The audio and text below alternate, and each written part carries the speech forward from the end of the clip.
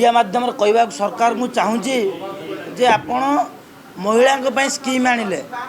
आपण वृद्धा लोकों स्कीम आनिले किंतु जे देशर भविष्य राज्यर भविष्य तुम करप्शन केवल स्कीम आन जड़े मेधावी जो वर्ष वर्ष धरी प्रिपेयर करुच्ची सी भविष्य को नहीं आज अंधकार अच्छी आपण एडवर्टाइजमेंट काढ़ुं कि पूर्व दलाल आज सक्रिय अच्छी आउ आम रिक्वेस्ट करूँ सीधा सड़क मुझे चेतावनी देवाक चाहिए सरकार को 23 तारीख भितर आपण RI cancel LI forest guard जहाँ भी अच्छी तदंत जहाँ भी रिपोर्ट अच्छी ताकू देखातु ना तो आम राजरास्ता को उल्लेबू आउ गोटे कथा रहा सबुठ बड़ मुद्दा जे जो चाकरी आड़े आपण गोटे थरे एडवर्टाइजमेंट काढ़ुच तार जो एग्जाम यही प्रोसेस सैला बेलू 3-4 वर्ष लगुच आपण आज 32 वर्ष को सीमित कर चाकरी जदि 32 वर्ष लागू होची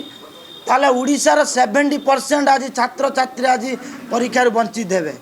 तेणु आपण ताकू 42 वर्ष यथाशीघ्र ताकू वृद्धि करंतु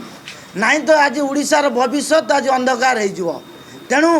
आपण ये जो नाच गीत रे मशगुल न होई छात्र भविष्य केमिति उज्जवल हो पारे ता प्रति आपण यत्नशील हुंतु जदि न होबे 23 तारीख दिन स्टूडेंट एग्नेस्ट करप्शन तरफ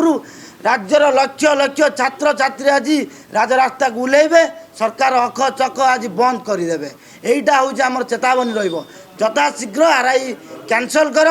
एलआई फॉरेस्ट गार्ड तदन रिपोर्ट देखाओ आउ बयस को 42 वर्ष केमी रही चाकरी क्षेत्र तार व्यवस्था आमको दियो बस।